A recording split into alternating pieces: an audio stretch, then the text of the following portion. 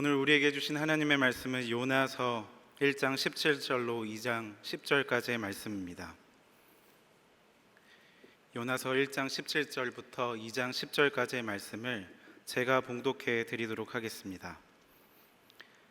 여호와께서 이미 큰 물고기를 예비하사 요나를 삼키게 하셨으므로 요나가 밤낮 3일을 물고기 뱃속에 있느니라. 요나가 물고기 뱃속에서 그의 하나님 여호와께 기도하여 이르되 내가 받는 고난으로 말미암아 여호와께 불러 아뢰었더니 주께서 내게 대답하셨고 내가 스올의 뱃속에서 부르짖었더니 주께서 내 음성을 들으셨나이다. 주께서 나를 깊음 속 바다 가운데에 던지셨으므로 큰 물이 나를 둘렀고 주의 파도와 큰 물결이 다 내 위에 넘쳤나이다.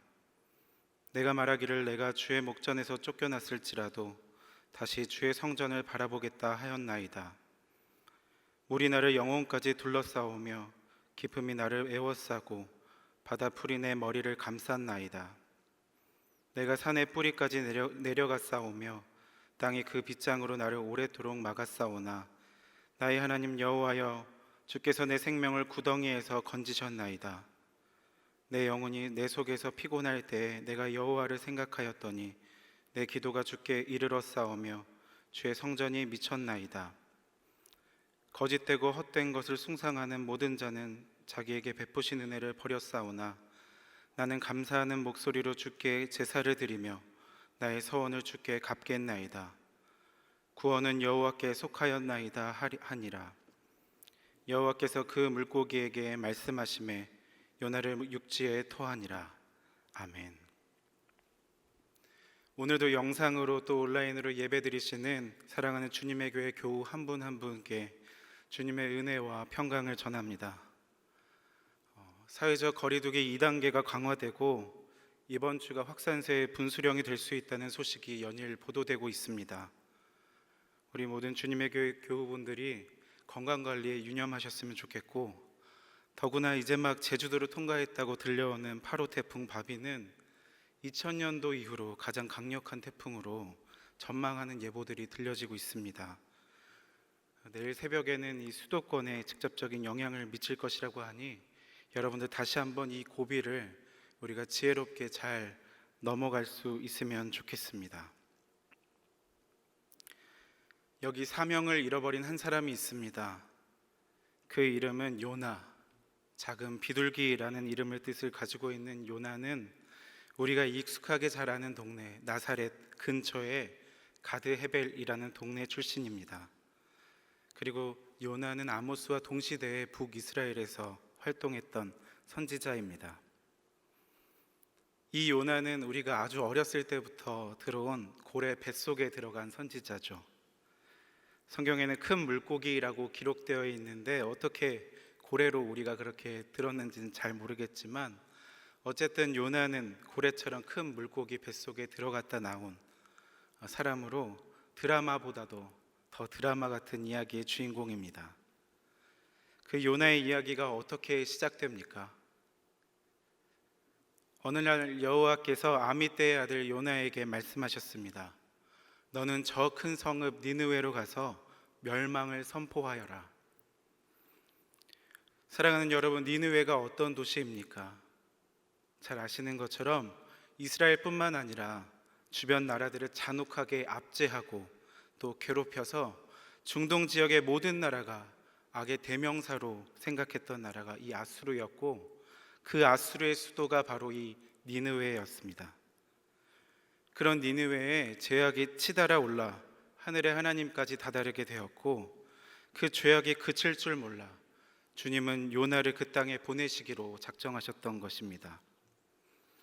가서 그들의 악행을 끄집어내어 고발하고 멸망을 선포하라 말씀하시는 것입니다. 회개하고 구원을 받으라는 메시지도 아니었고, 요나서 1장 말씀에는 그럴 여지조차 보이지 않지만 요나는 그것마저도 싫어했습니다. 그래서 요나는 떠났습니다. 여러분, 요나가 어디로 떠났습니까?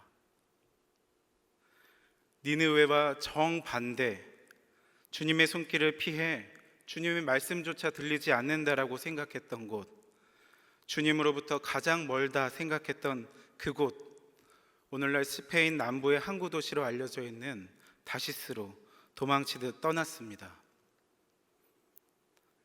요나가 활동했던 시기는 선지자들의 전성기로 유다와 이스라엘에서 활동했던 선지자들이 굉장히 많았습니다. 이 말은 곧 유다와 이스라엘이 정상적인 상태가 아니었다라는 것이죠. 유다는 자신이 도망하면 하나님이 그 많은 선지자 중에 하나를 또 택하여서 니느웨로 보낼 것이다 라고 생각했을지도 모르겠습니다. 그래서인지 그는 주님의 뜻에 불순종하며 주님이 가리키신 곳과 정반대로 떠났습니다. 니느웨로 가려면 육로로 이동을 해야 했지만 그는 곧장 지중해에 인접한 항구 도시 요파로 달려가 값을 주고 다시스로 가는 배를 탑니다. 그리고 배 밑층에 숨어 들어가 깊은 잠을 청했습니다. 제가 오늘 말씀을 준비하는 동안 우리나라는 폭풍전야로 그 어느 때보다 맑고 고요했습니다. 하지만 이제 곧 다가올 무서운 비바람은 결국 우리의 지지 기반을 흔들고 때로는 우리를 송두리째 뿌리 뽑는 경우도 있을 것입니다.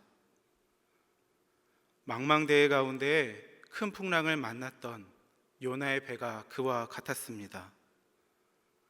모두가 두려움 가운데 사로잡혀 각자가 믿는 신에게 부르짖고 어떻게 해서든 이 난관을 타개해 보려고 애쓰고 있습니다. 그런데도 우리의 요나는 여전히 잠자고 있죠. 잠들어 있습니다. 잠들어 있다는 것이 곧 요나의 영적 상태를 그대로 반영해 주는 것일지도 모르겠습니다. 하나님의 사람 요나는 여전히 잠들어 있는데 오히려 다른 이방인들이 더 야단입니다.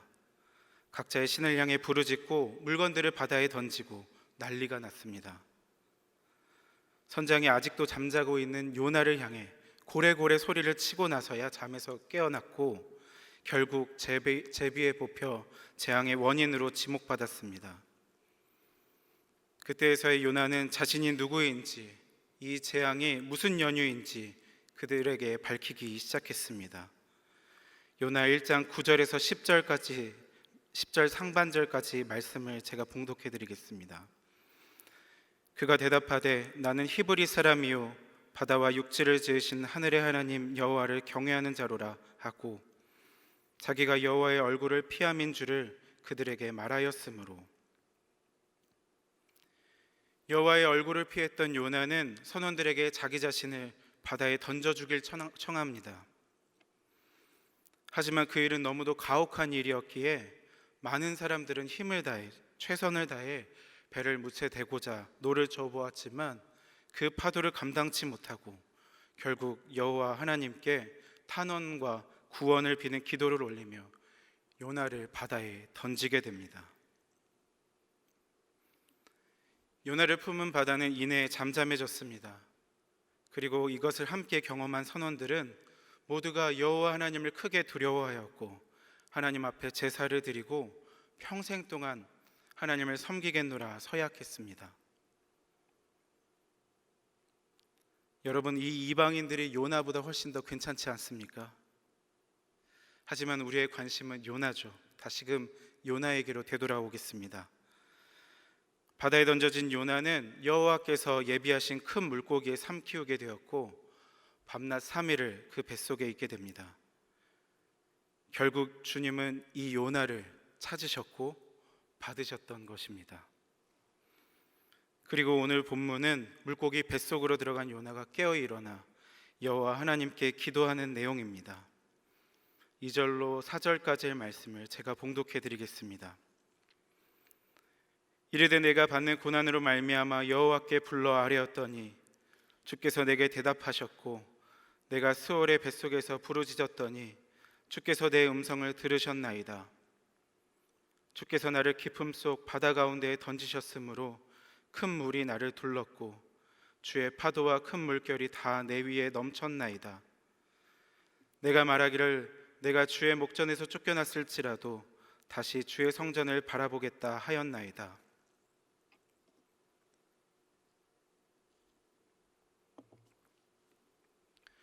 사랑하는 여러분, 이것이 조금 전까지만 해도 불순종하여 다시스로 도망가던 요나가 드린 기도가 맞습니까? 하나님의 낯을 피하여 도망하다 붙잡혀 물에 던져지고 큰 물고기에 먹혀 그 뱃속에 머물던 요나가 드린 기도가 맞느냐는 말입니다. 여러분, 지금 이 상황에, 요나가 처한 상황에 이런 감사 기도가 가당키나 한 이야기입니까? 이때에는 감사 기도가 아니라 오히려 슬픔과 탄식으로 가득 찬 애가를 불러야 하는 것 아니겠습니까? 무엇인가 어색하고 불편한 이야기입니다. 우리의 상황만을 봐도 그렇습니다. 풍랑이 쳐 바다에 던져지고 큰 물고기에 삼키어 온통 어두움과 같은 하루하루를 살아갈 때 감사가 나오십니까? 그 상황 중에 주님이 우리의 목소리를 들으시고 응답하신다라는 생각이 들어 절로 어깨춤이 추어지십니까? 아니죠. 절대 그럴 수 없습니다. 그래서 어떤 주석가들은 오늘 이 본문을 두고 요나의 기도가 현재 문맥에서 잘못된 위치에 놓여 있다라는 이야기까지 했습니다. 지금 상황에서는 감사가 아니라 도움을 요청하는 울부짖음, 즉 애가가 적절하다라는 것이죠. 그런데 여러분, 이 말이 맞기도 하지만 틀리기도 합니다.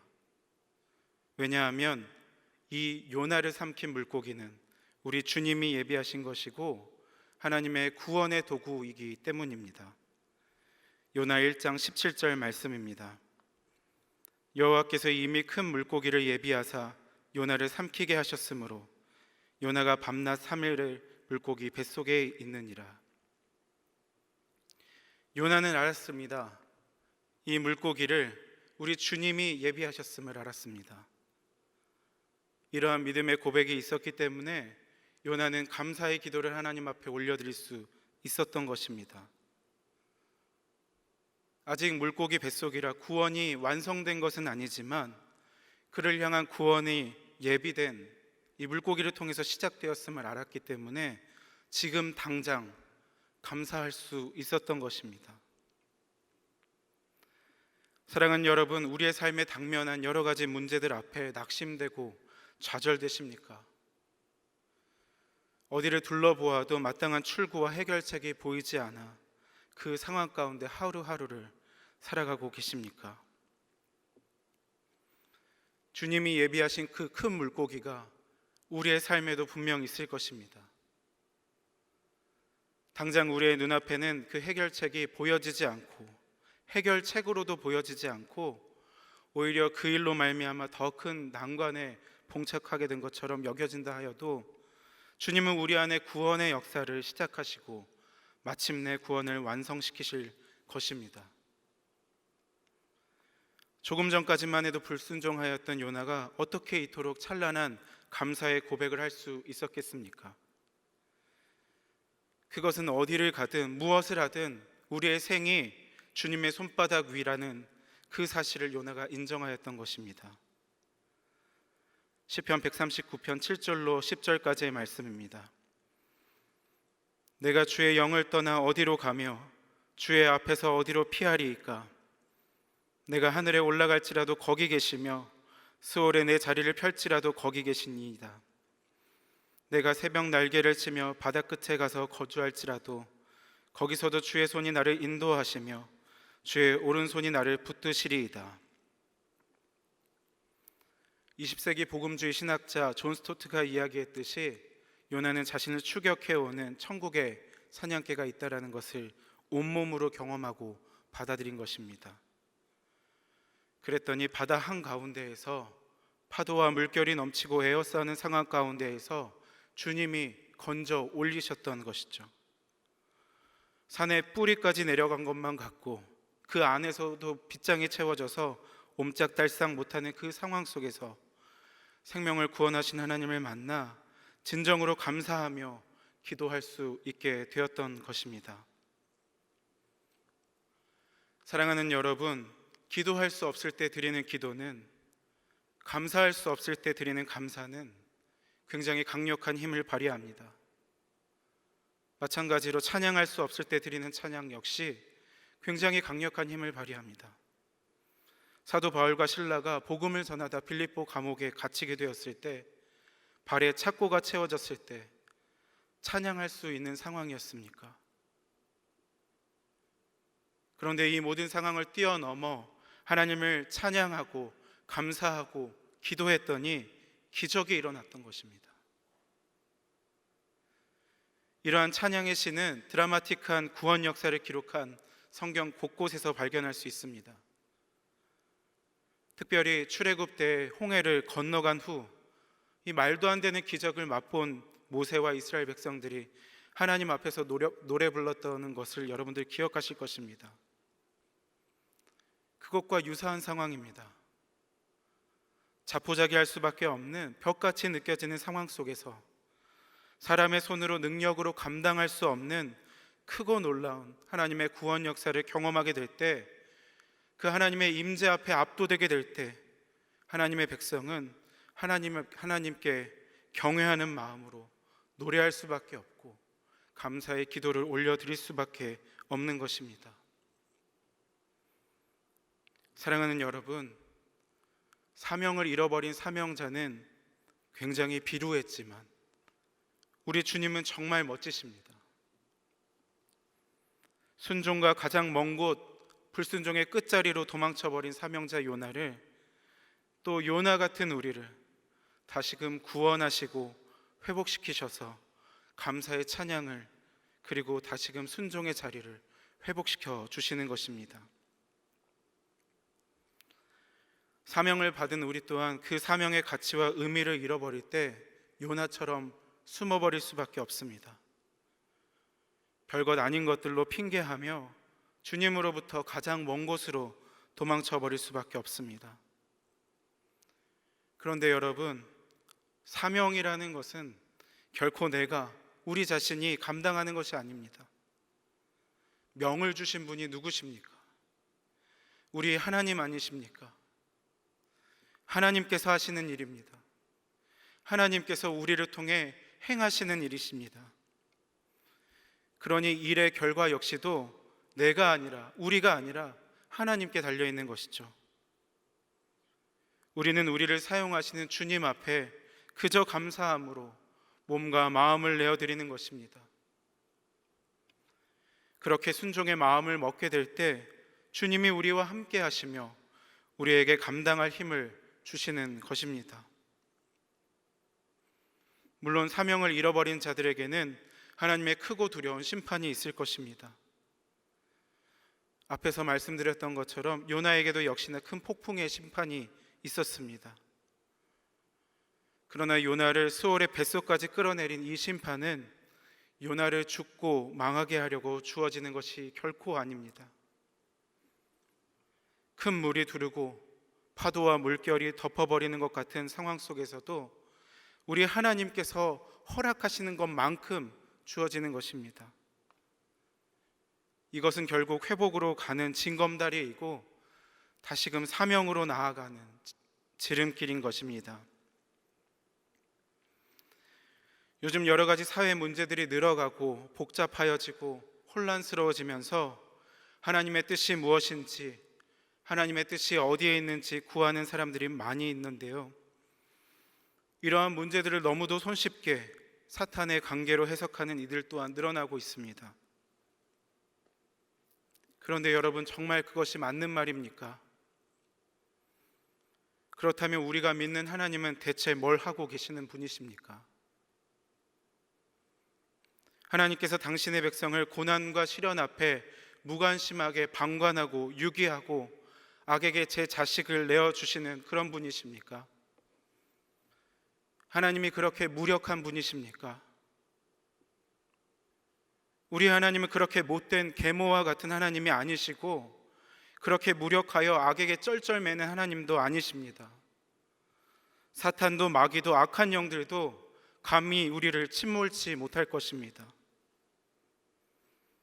마치 하나님이 악에게 끌려다닌다던가 악이 하나님과 견줄만 하다는 거짓 신앙을 말하고 선과 악의 대립적인 구도를 그려서 그것으로 믿음의 백성들을 겁박하고 사욕을 취하는 종교 약장수들이 많습니다. 주의하십시오. 속지 마십시오.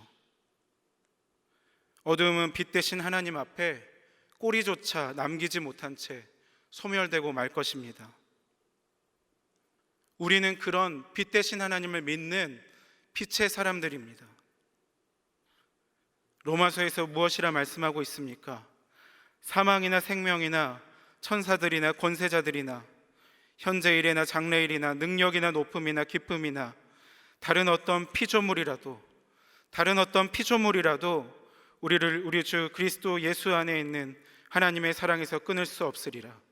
아멘. 우리는 악이나 어두움을 즐겨 묵상하게 만드는 거짓 선지자들로부터 떠나야 합니다. 그것들을 자주 들여다보며 묵상하기보다 주 여호와 우리 하나님을 즐거워하며 그분의 뜻과 마음 가운데 머물기를 애써야 합니다. 그리고 우리는 그 힘과 능력으로 말미암아 다시금 사명을 되찾아야 합니다.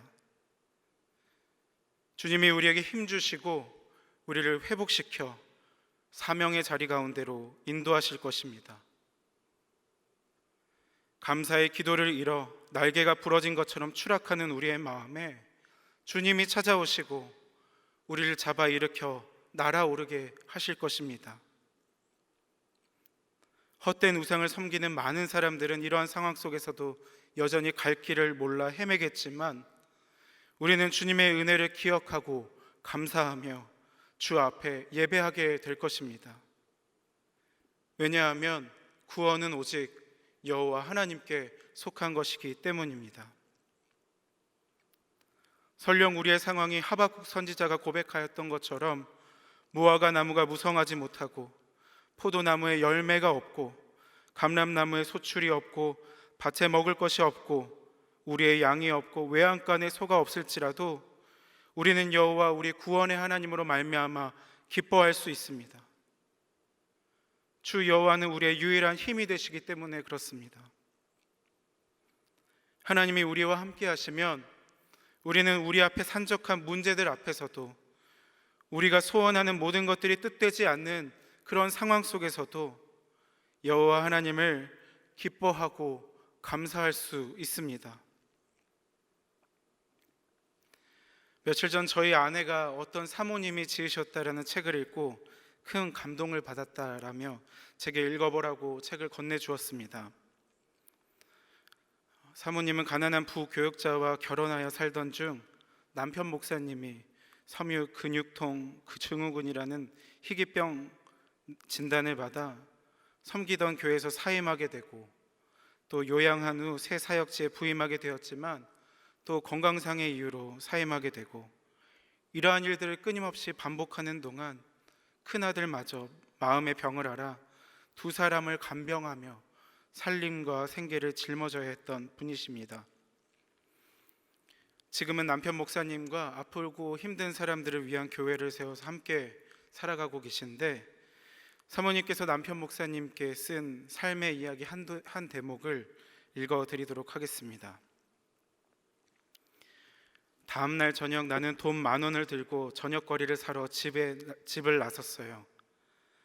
채소가게에서 입마다 구멍이 송송 뚫린 얼갈이 배추가 눈에 들어와 사연을 물었답니다. 아저씨, 이 얼갈이 배추 왜 이래요? 아, 그거 그래봬도 농약 한 방울 안 쓴 무농약 배추요. 아저씨의 장사 속에 나는 속으로 피식 웃었어요. 요즘 시대에 농약 한 톨 안 쓴 채소가 어디 있답니까? 게다가 농약을 좀 쓰더라도 구멍 뚫린 흔적 없이 깨끗하게 보존되어야 상품 가치가 있는 법이라 그 배추 한 묶음은 아무리 봐도 실패작처럼 보였거든요. 그러니까 여기로 왔겠지. 아저씨 말대로 진짜 무농약 상품이었다면 여기가 아닌 백화점으로 갔을 거라고 생각하니 대학에 합격해 육지로 상경할 때 내 꿈이 불현듯 떠오르더군요. 사모님이 제주도 분이십니다. 그때만 해도 나는 공부를 마치면 백화점 상품처럼 최고의 신부가 되어 멋진 신랑을 만나 금이 환영하리라 생각했어요. 그러던 내가 하나님을 만나고 또 당신을 만나면서 여기까지 저 얼갈이 배추처럼 구멍이 숭숭 뚫린 채로 이 낯선 동네에까지 오게 될 줄이야. 아저씨, 그거 얼마예요? 나 같은 배추 같아서인지 나라도 얼른 사야겠다 싶어 지갑을 꺼내 들었어요. 1,000원. 네? 좋은 물건이라면서 왜 그렇게 싸요? 사람들이 안 가져가잖아. 내 아줌마한테 그냥 주는 거요. 1,000원에 가져가. 싫으면 말고. 걸걸한 동네 아저씨의 호의 속에 배추를 받아온 나는 집으로 걸음을 총총 옮겼어요. 수돗물을 틀고 대야에 얼갈이 배추를 담아 흐르는 물에 배추 한 장 한 장 깨끗이 씻어 나갔어요. 자라는 동안 이 녀석들도 반듯하게 자라서 몸값을 뽐내고 싶었겠구나 생각하며 말이에요. 그런데 배추를 씻다가 깜짝 놀랐어요.